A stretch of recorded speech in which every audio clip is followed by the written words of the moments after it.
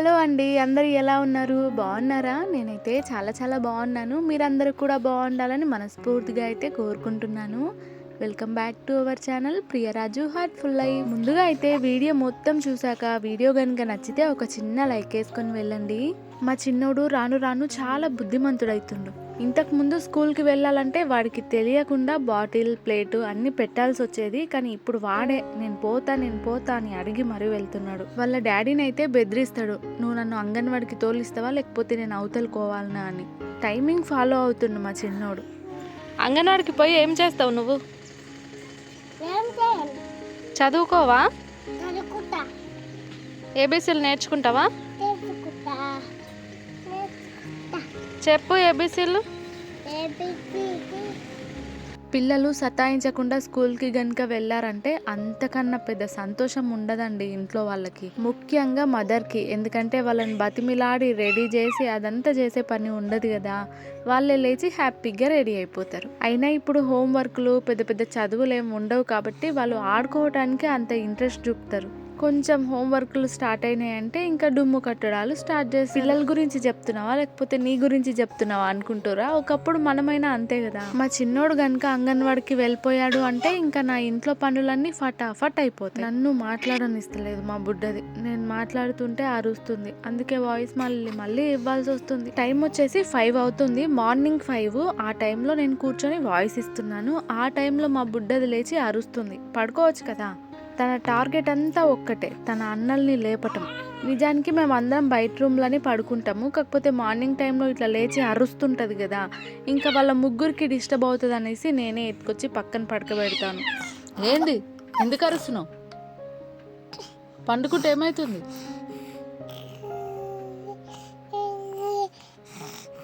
బజ్జుకోమ్మా, బజ్జుకోవే. మా పెద్ద బాబువి స్కూల్ బట్టలు, అలాగే మావి కొన్ని వైట్ కలర్ బట్టలు అట్లున్నాయన్నమాట. కొత్తవి కూడా ఉన్నాయి. ఇంకా అవి వాషింగ్ మిషన్లో వేస్తే బాగుండదు అన్నట్టు ఇంకా నేనే ఉతుకుతున్నాను. అవతలైతే అత్తమ్మ కూడా బట్టలు అయితే ఉతుకుతుంది. ఇంకా మాట్లాడుకుంటూ నేను కూడా ఉతికేసాను. మా చిన్నోడి బట్టలు అయితే కూలి పనికి పోయిన వాళ్ళకంటే అధ్వానంగా ఉంటాయి. అంటే అంత మాపుకుంటాడు. పిల్లలందరూ అంతేలేండి. నేను ఎంత నీట్గా ఉంచినా వాడు అస్సలు నీట్గా ఉండడు. చూసే వాళ్ళు మాత్రం ఆమె బాగుంటుంది కానీ పిల్లల్ని చూసుకోదేంటి అన్నట్టుగానే ఉంటారు. స్నానం చేపించిన 5 నిమిషాల్లో మళ్ళీ మట్టిలో ఆడి అట్లా ఇట్లా గలీజ్ అయ్యి వస్తాడు. ఇక ఏం చేస్తాం, పిల్లల పనే అది కదా. ల్యాప్టాప్ తీసుకొని వీడియో అయితే పెట్టాను కదా, దానికైతే చాలా మంది పాజిటివ్గా కామెంట్స్ పెట్టిర్రు. నాకైతే చాలా ధైర్యంగా అనిపించింది. అందరికీ కూడా చాలా చాలా థ్యాంక్స్ అండి. మనం ఏదైనా ప్రాబ్లమ్స్లో ఉన్నప్పుడు ఎవరైనా పక్క నుండి ఓదారుస్తారు చూడండి, అలాంటి టైంలో అంతకంటే ఇంకేమీ వద్దు అన్నట్టు అనిపిస్తుంది అనమాట. చాలా ధైర్యంగా ఫీల్ అవుతాం. చాలా మందికి అలా సాడ్గా ఫీల్ అయినప్పుడు ధైర్యం చెప్పడానికి చాలా తక్కువ మంది ఉంటారు. నిజంగా అన్ని సిచ్యువేషన్లోనూ మన పక్కల నుండి మనకు ధైర్యం చెప్పే మనుషులు ఉన్నారంటే మనకన్నా అదృష్టవంతులు ఇంకొకరు ఉండరని. డబ్బు సాయం అది ఇది చేసే కంటే కూడా మనకి కొంచెం ధైర్యం చెప్పే వాళ్ళు ఉన్నారంటే ఇంకా లైఫ్లో ముందడుగేయటానికి ట్రై చేస్తాం మనం. ఇంకొన్ని సిచ్యువేషన్లో అయితే మనకి మనమే ధైర్యం చెప్పుకొని ముందడుగేయాల్సి వస్తుంది. నాకైతే ప్రస్తుతం ఆ బాధే లేదండి. నాకు ధైర్యం చెప్పడానికి చాలా మంది ఉన్నారు. మిమ్మల్ని అంటున్నా, మీరే ఉన్నారు. మేము ల్యాప్టాప్కి పెట్టిన డబ్బులతోని ఇంకా ఏదైనా వస్తువు కొనొచ్చు. దానికంటే ముందు మా లైఫ్లో జరిగిన ఇంకొకటి చెప్తా. కోళ్ళ ఫారం మొత్తం రెడీ అయిపోయింది, కానీ కోళ్ళు వేసుకోవటానికి మాతో డబ్బులు లేకుండే. కరెక్ట్గా అదే టైంలో మాకు కళ్యాణ లక్ష్మి డబ్బులు అయితే పడ్డాయి. అయితే నేను మా ఆయనతోని గట్టిగానే వాదించిన, అంటే నాకు పుస్తెల తాడు కావాలంటే కావాలి, నేను గోల్డ్ చేయించుకుంటాను ఆ డబ్బులతో అని. కానీ మా వారు మాత్రం కోళ్ళు వేద్దామన్నారు. ఇప్పుడున్న డబ్బులతో గోల్డ్ కొంటే మనకేమైనా పని దొరుకుతుందా, మన పూట గడుస్తుందా? అదే మనం కోళ్ళ ఫారంలో కోళ్ళు వేసుకుంటే మనకు ఒక పని ఉంటది కదా అన్నాడు. అది కూడా నాకు నిజమే అనిపించింది. గోల్డ్ కొని మెడలో వేసుకున్నంత మాత్రాన మన పూట గడవదు, మనకు ఆ గోల్డ్ ఏం తెచ్చిపెట్టదు కదా, ఏదో ఒక వర్క్ ఉండాలి. కాబట్టి సర్లే అని అప్పుడు తీసుకోలేదు. ఇంకా అప్పటి నుంచి ఇప్పటి వరకు అలాగే గడిచిపోయింది. తీసుకుందాం అంటున్నాం కానీ తీసుకోకుండా ఇంకా గోల్డ్ రేటు బాగా పెరిగిపోయింది. ఇప్పుడు అంత ఆశ కూడా లేదు. ఇంకా వాషింగ్ మిషన్ లో కూడా బట్టలు అయితే వేసాను. ఇంకా బట్టలు ఆరేసిన తర్వాత మళ్ళీ టబ్ క్లీన్ కి అయితే పెట్టాను. టబ్ క్లీన్ ఏం చేస్తుందో ఏమో గానీ లోపలనే చేసుకునేటట్టుంది. బయట మొత్తం దుమ్ము ఉంది. దాన్ని ఎట్లా క్లీన్ చేయాలనేది నాకు అసలు అర్థమైతలేదు. అంటే లోపల కనిపిస్తున్న టబ్బు వరకే క్లీన్ అవుతుంది, పైన టబ్బు పైన కొంచెం మురుకుందనమాట, అది పోవట్లేదు. ఇది ఉదయం టైంలోనే పనంతా అయిపోయింది. కాసేపు ఇంకా కూర్చుందాం ఇట్లా అనుకునే లోపు మా పాప లేచింది. ఎక్కడిస్తారండి మనకు రెస్ట్. పాపకి నిన్న మొన్న కళ్ళకి ఇట్లా ఊసులు తోన్నట్టు మొత్తం కళ్ళు అనేవి మూసుకుపోతుండే, ఇంకా కొంచెం తగ్గింది ఇప్పటికి. అట్లా బాగా ఊసులు తోడటం అట్లా అయింది అంటే కనుక కళ్ళు బాగా నొప్పిగా ఉంటాయి. పర్లేదు, ఆల్మోస్ట్ తగ్గిపోయింది. ఇంకా పాపతోనే కాసేపు టైం స్పెండ్ చేసిన తర్వాత మా ఆయన అయితే వచ్చిండే. ఇంకా మా ఆయనకి పాపను అప్పగించేసి నేనైతే కొన్ని పనులు ఉండే నాకు, అవి చూసుకుంటున్నా. ఏంటంటే ఒకటి శారీ అయితే ఉంది, దానికి లైనింగ్ కూడా ఉంది. ఆ లైనింగ్ ఎక్కడ పెట్టినో మర్చిపోయాను, ఇప్పుడు అదే వెతుకుతున్నాను. ఎలుకలు ఉన్నాయేమోనని ముందు బ్యాగ్ అయితే ఊపి చూసినాను అనమాట. ఎలుకలు అయితే చూసిరా, పాపది ఒకటి ప్యాంటు తీసుకుపోయి చెక్క మీద వేసినాయి. అయితే ఒక శారీ ఉంది అంటున్నాను కదా, ఆ శారీతో అయితే నాకు అలాగే పాపకి డ్రెస్ అయితే కుడదాం అనుకుంటున్నాను. ఇంకా లైనింగ్ కూడా ఉంది కదా, మళ్ళీ తెప్పించడం ఎందుకు అని చూస్తున్నాను అన్నిట్లో, కానీ ఎక్కడ దొరకతలేదు. లైనింగ్స్ చాలా వరకు తీసుకున్నాను కానీ ఎక్కడ పెట్టానో మర్చిపోయాను. మా చిన్నోడు బొజ్జలో ఉన్నప్పుడు అయితే నేను చాలా బ్లౌజ్ పీస్లు, క్లాతులు ఏవి దొరికితే అవి దాపెట్టేదాన్ని. ఈసారి ఖచ్చితంగా పాప పుడుతుందిలే అని. ఇంకా మా వాడు పుట్టిన తర్వాత కొంచెం బాధతోని ఇంకా మనకి యూజ్ అవ్వదులే అన్నట్టు చాలా వరకు తీసి పడేశాను. కొన్ని ఉన్నాయన్నమాట ఈ బ్యాగ్లో, చూస్తుంటే దొరుకుతున్నాయి. పాపకైనా కుడదాం, వేస్ట్గా ఇందులో ఉంటే ఏమొస్తుంది అన్నట్టు ఇంకా అన్ని తీస్తున్నాను. మెల్లిగా మోటార్ పెట్టుకొని కుట్టడం స్టార్ట్ చేయాలి. అంటే బయట వాళ్ళవి కాదులేండి, లేదంటే నాకు కూడా ఇప్పుడు అంత ఇంట్రెస్ట్ లేదు. ముందైతే పాపకు కుట్టాలి. ఈ శారీ అయితే నేను తీసుకొని 3 years 4 years అవుతుంది. సాఫ్ట్ క్లాత్, అసలు ఏం డ్యామేజ్ కాలేదు. అప్పుడు ఎట్లుందో ఇప్పుడు అట్లనే ఉంది. సేమ్ ఇలాంటిదే బ్లాక్ కలర్ది ఉంటే ఒకటి డ్రెస్ అయితే కుట్టుకున్నాను కదా, చాలా మంది అడిగిరు ఎక్కడ తీసుకున్నావు అని. సేమ్ ఇలాంటిదే శారీ తీసుకొని కుట్టుకున్నాను డ్రెస్ అయితే. ఇంకా ఈ శారీ కూడా 4 years అవుతుంది నేను కట్టబట్టి. ఎట్లుందో అట్లనే మంచిగా ఉంది కదా. ఇంకా ఈ క్లాత్తో అయితే నేను ఎప్పుడో కుట్టుకుందాం అనుకున్నాను డ్రెస్. నాకు బ్లాక్ కలర్ ఇది సేమ్ అవుతుందిలే ఎందుకు అని వదిలేసాను అనమాట. ఇంకా ఇప్పుడైతే నాకు పాపకి సేమ్ ఉంటే బాగుంటుంది కదా అని కుట్టుకోవాలనిపించి బయటికి తీసాను. లైనింగ్ అయితే ఎన్ని బ్యాగులు వెతికినా దొరకలేదు. ఆఖరికి నాకు బీర్వాలో దొరికింది. లైనింగ్ కొంచెం డిఫరెంట్గా కనిపిస్తుంది కదా, బాగుంటుందా లేదా అని పట్టి చూస్తున్నాను. కాకపోతే ఆల్మోస్ట్ కలిసిపోయింది, తేడా ఏమైతే కనిపించట్లేదు. ఇంకా మిషన్ అయితే కొంచెం దులుపుకొని నూనెసి పెట్టాలన్నమాట. అటు సైడు లోపలికి ఉంటది కదా, ఇక్కడ మూత దగ్గర పెట్టుకుంటే ఏంటంటే నాకు మోటార్ది వైర్ అందుతుంది అనమాట. దూరం ఉంటే గనుక అందదు, మళ్ళీ సపరేట్ బోర్డు పెట్టుకోవాల్సి వస్తుంది. అందుకని ఇంకా నేను మూత దగ్గరికి అయితే దొబ్బుకొని, అదే తలుపు దగ్గరికి దొబ్బుకొని మిషన్ అయితే కుట్టక చాలా డేస్ అవుతుంది కాబట్టి, ఇంకా బయటే ఉంది కాబట్టి మొత్తం దుమ్ము పట్టింది అనమాట. ఎంత కప్పినా సరే ఎలాగోలాగా దుమ్ము అయితే పడుతుంది. ఇందులో వేసే ఆయిల్ అయితే లేదనమాట. ఇంకా ఇది వేసినా అంత యూజ్ ఉంటుందో లేదో తెలీదు. ఇంకా ఇది లేనప్పుడు ఏదో ఒకటి వేయాలి కదా అన్నట్టు కొబ్బరి నూనె అయితే వేసేస్తాను. కానీ మిషన్ రిపేర్ చేసే వాళ్ళు చెప్తారు మనకు, వాడినా వాడకపోయినా ఆయిల్ అయితే ఎప్పుడు వేస్తూ ఉండండి అని. మనమేమో వేయము, అందుకే లేనిపోని ప్రాబ్లమ్స్ అన్నీ వస్తూ ఉంటాయి. మిషన్కి కింద వైపు ఒకటి రాడ్ లాగా ఉంటుంది అనమాట, అది ఎప్పుడు ఆరిపోకూడదంట. అంటే ఆయిల్ లాగానే ఉండాలనంట, ఆరిపోయినట్టయితే మిషన్కి ప్రాబ్లమ్స్ వస్తాయంట. బట్టలు కుట్టటము మోటార్ వాడి తర్వాత తొక్కినాం అనుకోండి, అసలు మస్తు గుంజుతాయి కాళ్ళు. కనీసం ఒక్క కుట్టు కూడా వేయలేం. మనం అసలు బట్టలు కుట్టుడు స్టార్టే చేయలేదు, అప్పుడే 2-3 గిరాకీలు కూడా వచ్చినాయి. కానీ మన వల్ల కాదు, అందుకని తీసుకోలేదన్నమాట. అంటే ఇక్కడ జరుపుతానని కూడా అనుకోలేదు. కాకపోతే పాపకైనా కుడదాము, అట్లనే కాంబో డ్రెస్ మన డ్రీమ్ కదా, డ్రీమ్ ఫుల్ఫిల్ చేసుకోవద్దా. పాప పుట్టాలి, సేమ్ వేసుకోవాలి, ఎప్పటి నుంచో అనుకుంటున్న కోరికలు అవి. అలాంటి వాటిని నెగ్లెక్ట్ చేస్తే ఎట్లా? మనం చేసే ప్రతి పనిని ఒక బాధ్యతగా ఇష్టంగా తీసుకున్నామంటే అస్సలు భారంగా ఉండదండి. మొదట్లో యూట్యూబ్ చేసేటప్పుడు నేను ఎంత ఇబ్బంది పడేదాన్నో నాకు తెలుసు. ఇప్పుడు అలవాటు అయిపోయింది. అంటే అప్పుడు ఏదో చేస్తున్నాను అన్నట్టుగా చేసేదాన్ని. కానీ ఇప్పుడు నేను మాత్రం ఒక రెస్పాన్సిబిలిటీగా, నా బాధ్యత లెక్క, ఇది ఒక నాకు జాబ్ లెక్క తీసుకొని ఇష్టంగా చేస్తున్నాను కాబట్టి అస్సలు కష్టం అనిపించదు. మనం ఎంత కష్టపడుతున్నాం అనేది మనకే తెలుస్తుంది, ఎందుకంటే మన కష్టాన్ని మనమే చూడగలుగుతాం కాబట్టి. అందుకే చేసే ఏ పనైనా సరే ఇష్టంగా ఒక బాధ్యతగా ఫీల్ అయి చేయండి, మనకి కష్టమే కనిపించదు. టైలరింగ్ చేసే వాళ్ళు కానీ, యూట్యూబ్ చేసే వాళ్ళు కానీ, ఇతర ఇంకా ఏ పనులైనా సరే ఇష్టంగా చేసుకోవాలి. నా పనులు నేను చేసుకుంటుంటే మా ఆయననేమో మంచిగా వాటర్ మెలన్ తింటుండు కూర్చొని. ఇంకా వచ్చి నేను కూడా జాయిన్ అయిపోయినా. మా బంగారు తల్లి నన్ను ఎంత తిట్టుకుంటుందో, నాకు పెట్టకుండా తింటుందని. వాళ్ళ డాడీ స్మైల్ ఇస్తే చూసిరా అసలు ఎట్లా స్మైల్ ఇస్తుందో. జస్ట్ తనని పలకరిస్తే చాలు, నవ్వితే చాలు, నవ్వుతుంది తెలుసా. ఇంకోటి నేను మా వంశు తల్లిలో గమనించింది ఏంటంటే, మనం తన పక్కన కూర్చొని మాట్లాడుకుంటా, పాడుకుంటా, ఆడుకుంటా ఉన్నాం అనుకోండి, మంచిగా నవ్వుతుంది, ఆడుకుంటుంది. ఇంకా ఆడుకుంటుంది కదా అన్నట్టు మనం అడ్డమొరిగినాం అనుకోండి పక్కన, ఇంకా ఏడుపు స్టార్ట్ చేస్తుంది. అస్సలు పడుకోనివ్వదు, కూర్చొని ఎంతసేపు అయినా మాట్లాడు మంచిగా ఉంటుంది. ఇంకా ఆడుకుంటుంది కదా అని పక్కకు జరిగితే మాత్రం ఇంకా సౌండ్ బాక్స్ ఆన్ చేస్తుంది. భార్య అయ్యాక ఎక్కడికైనా ఒక డ్యూటీ ఉంటుంది తెలుసా, అంటే హస్బెండ్ వైఫ్ బయటకు వెళ్ళినప్పుడు హస్బెండ్ కనుక తిన్నాడు అనుకోండి, తన ప్లేట్ మనమే తీయాలి కదా. ఈ డ్యూటీ అయితే ఎక్కడికైనా మనకే ఉంటది. ఇంకా తినంగానే ఆయన పాపతోనే ఇంట్లో ఉన్నాడు, ఇంకా నేనేమో బయట క్లీన్ చేసేస్తున్నా. నేను గనుక వాటర్ మెలన్ కట్ చేసుకున్నాను అనుకోండి, కింద ఒక ప్లేట్ పెట్టి కట్ చేస్తాను. అట్లాంటప్పుడు ఇట్లా కింద పడదు, ఈగలు ఆలవు. ఎన్నిసార్లు చెప్పినా ఆయన కిందనే బండల మీదనే కోస్తాడు, మొత్తం మురికి మురికి చేసి పెడతాడు. నీళ్లు పోస్తే పోతుంది, పెద్ద ప్రాబ్లం కాదు. కాకపోతే ఈగలు ఆలుతాయి. ప్లేట్ పెట్టుకుంటే ప్లేట్ కడుగుతే అయిపోతుంది, పెద్ద నసు ఉండదు. వచ్చాడు మా గుండెగాడు వచ్చిండు. ఏమో కవర్ ఇక్కడ ఈ లోపల పెడతా.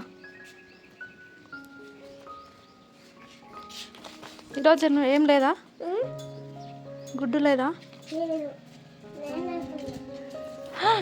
నాకు తెస్తాను కదా పొద్దుగాల, గుడ్డు నాకు తెస్తాను కదా. ఒకటి ఇస్తే నువ్వే తిన్నావా? మరి నాకు కావాలి. కచ్చింది దోశ, మరి నాకు ఇవ్వలేదు కదా. అమ్మని కొడతావా? పప్పిస్తా నాకు. ఏమన్నా పండా పండా. ఇంకా ఇక్కడ పాపకి ఆయిల్ మసాజ్ అయితే చేస్తున్నాను. రోజుకి 2 times అయితే ఆయిల్తో మసాజ్ చేయాలంట. అయితే నాకు పెద్దగా గట్టిగా రాకటం రాదనమాట. అంతేకాకుండా పాప ఏడ్చింది అనుకోండి, అస్సలు నా వల్ల కాదు.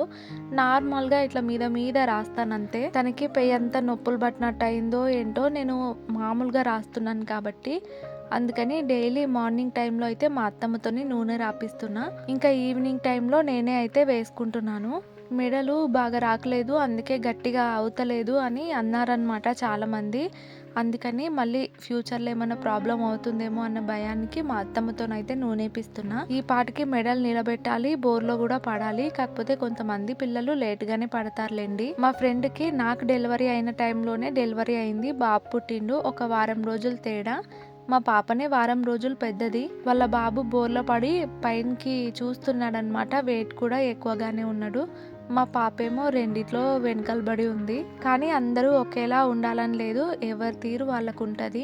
తనని అడిగితే ఎక్సర్సైజ్లు చేపియమన్నది పాపతో కొన్ని, అవి కూడా నేను ట్రై చేస్తున్నాను. పాల తీరుని బట్టి కూడా పిల్లలు లావ్ అవ్వటం అనేది ఉంటదంట. మా ఇద్దరు పిల్లలు కూడా అంత చబ్బిగా ఏం లేరు కాబట్టి ఇంకా పాప కూడా అట్లనే ఉంటదిలే అనుకుంటా.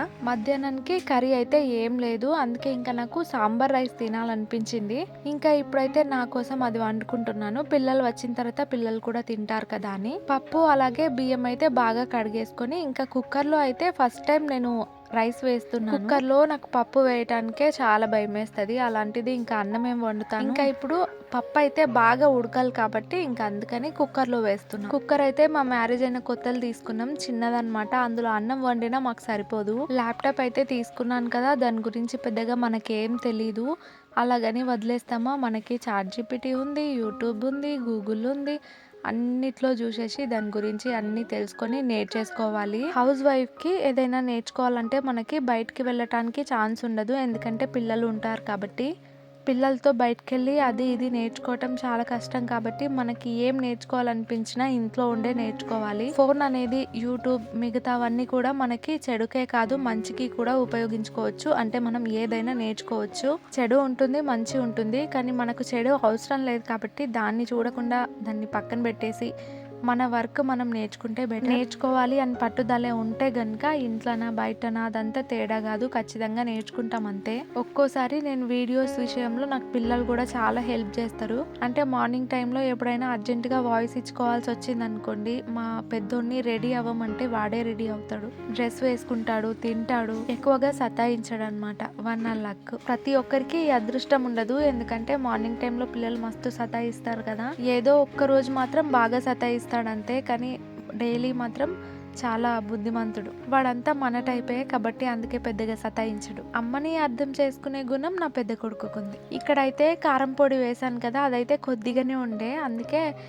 ఎల్లిపాయ కారం కొట్టింది ఉంటే అది వేశాను. కారం పొడి నిండుకుందనమాట, అందుకే ఇంకా అది వేయాల్సి వచ్చింది. అన్ని కాస్త వేగిన తర్వాత చింతపండు అయితే నానబెట్టి పెట్టుకున్నాను, ఇంకా అదైతే పోసేసాను.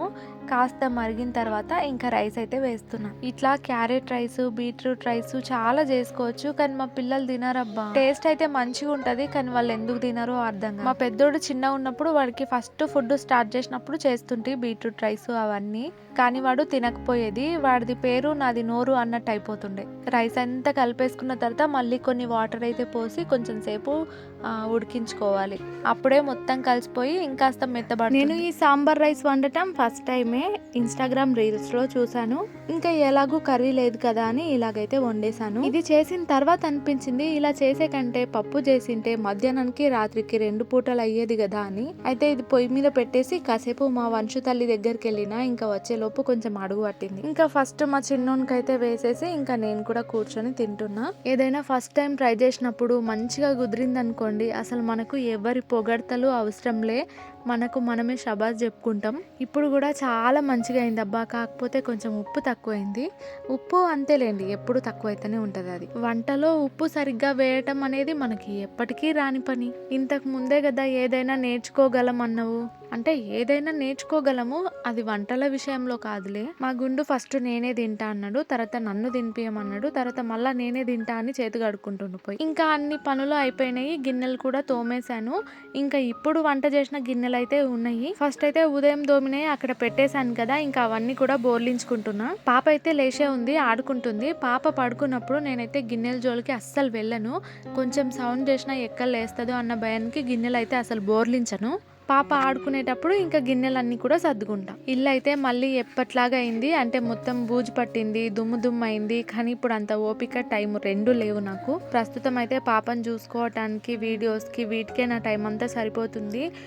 బూజు పట్టింది కదా, అదంతా మళ్ళీ మా అమ్మ వచ్చినప్పుడు ఒకరోజు ప్లాన్ చేసుకోవాలి. పాపతో ఉంటే కనుక నేను పని చేసుకోవచ్చు. నేను ఒక్కదాన్ని పని కనుక పెట్టుకున్నానంటే ఖచ్చితంగా రోజు మొత్తం అవుతుంది. ఎవరైనా హెల్ప్ ఉంటే కనుక కొంచెం ఫాస్ట్గా అవుతుంది. లైఫ్లో ఏదైనా స్టార్ట్ చేయాలి అనిపించి మీ మీద మీకు నమ్మకం ఉంటే కనుక ఖచ్చితంగా స్టార్ట్ చేయండి. మనకు అవసరం ముఖ్యం ఏంది అంటే కనుక ఇంట్లో వాళ్ళ సపోర్టు, హస్బెండ్ సపోర్ట్ అంతే. మ్యారేజ్ తర్వాత హస్బెండ్ ఒక్కడు మనకు సపోర్ట్ చేసిండంటే మనం అనుకున్నది సాధించగలము. ఆయన సపోర్ట్ గనుక లేకుంటే ఇంకా ఈ పనులు చేసుకుంటేనే మిగిలిపోతాం అంతే. నేను ఒకప్పుడు ఆలోచించేదాన్ని, నా కొడుకులు అడిగితే కనీసం నాది నేను సంపాదించింది 1 రూపాయి అయినా వాళ్ళకి ఇవ్వగలనా అని. నిజంగా ఆ ఒక్క విషయం బాగా చేంజ్ చేసింది నన్ను. ఎందుకంటే పిల్లలు ఏమైనా అడిగినా కూడా ఇంట్లో వాళ్ళని అడిగి ఇప్పించుకునే కొనే పరిస్థితి కదా. ఇక్కడైతే మా ఆయనతో చిన్న డుషుం అయింది. అంటే పాపని కాసేపు చూసుకొని నేను ఫ్రెష్ అప్ అయ్యి వస్తా అన్నాను, కానీ ఆయన నాకు టైం లేదు అంటున్నాడు. ఇప్పటి వరకు కోళ్ళపారం దగ్గర లేడు, బయటకే వెళ్ళిండు. మంచిగా తిరిగి వచ్చిండు. 5 నిమిషాలు పట్టుకో అంటే మాత్రం టైం లేదంట. అంటే ఆయనకి కోళ్ళపారం దగ్గర పని ఉంది, వెళ్ళాలి అని ఆయన టెన్షను, నేనేమో ఫ్రెష్ అప్ అవ్వాలి, పట్టుకోవటానికి ఎవరు లేరని నా టెన్షన్. అందుకే ఇద్దరం కొంచెం అరుచుకున్నాం అంతే. పాప అయితే మంచిగా ఆడుకుంటుండే ఇంట్లో, ఆయనకి ఇద్దాము నేను ఫ్రెష్ అప్ అవుదాము అన్నట్టు ఎత్తుకున్నాను. ఇంకా కిందేస్తే ఏడుస్తుంది. ఆయన నాగర్ కర్నూలుకి అయితే వెళ్ళినిండే, కూరగాయలు తీసుకొచ్చిండు. ఇంకా అవన్నీ కూడా సర్దాలి. ఫస్ట్ అయితే ఫ్రెష్ అప్ అవ్వాలి. అసలే ఎండాకాలం, సాయంత్రం పూట మంచిగా ఫ్రెష్ అప్ కాకుంటే చచ్చిపోతాం. ఉబ్బరానికి ఉండలేమబ్బా. మా నాన్నగాడు అయితే పాపని మంచిగా చూసుకుంటాడు. ఇంకా నేను ఎప్పుడైనా కొంచెం పని ఉండి బయట అడుగు పెట్టాలంటే పాపని మా పెద్దోనికి అప్పగిస్తా. మా చిన్నోడు అయితే లేడు, ఇంటి ముందలకోయి ఆడుకుంటుండు. వాడు ఉంటే గనక అస్సలు విడిచిపెట్టి వెళ్ళను. మా పెద్దోడు ఇంకా పాపని చూసుకుంటే నేనైతే ఫ్రెష్ అప్ గానికి 5 నిమిషాల్లో వచ్చేస్తా. ఈ రోజు వీడియో అయితే ఇంతే. నచ్చితే లైక్ అబ్బా. బాయ్.